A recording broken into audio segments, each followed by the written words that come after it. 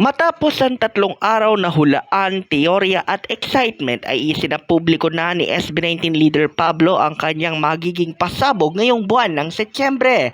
Ang resulta, 2 magkasunod na album sa loob lamang ng 1 linggo.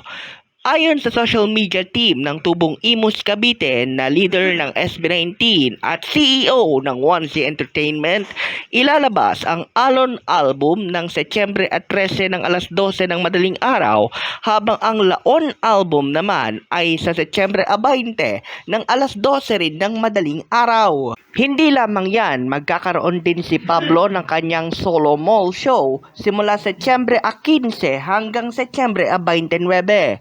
Ang kanyang Manila leg ay sa Robinson's Galleria ng Ortigas ng Setyembre 15, habang ang Ilocos leg ay sa Robinson's Ilocos ng Setyembre 22. At ang Southern Luzon leg naman ay gaganapin ng Setyembre 29 sa Robinson's Galleria South ng Laguna. At ang titulo ng presentation ni Pablo sa mga naturang Robinson's Malls, The Una Mall Show. Mas lalo pang naging excited ang mga fans ni SB19 Pablo na tinawag ding mga freezers at mga sumbong ng hotdog. Mga hotdogs lang po pala.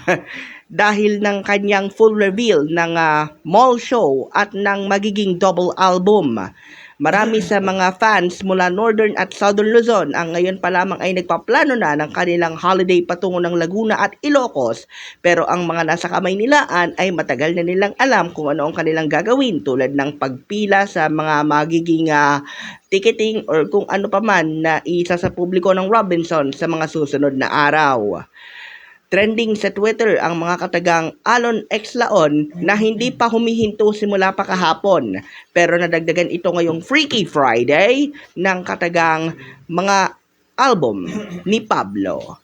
Para sa Mabuhay Radio News, sa walang takot walang pinapaboran, ito ang Sinbad sa Patrol number 2, Stephen Saraspe Perez.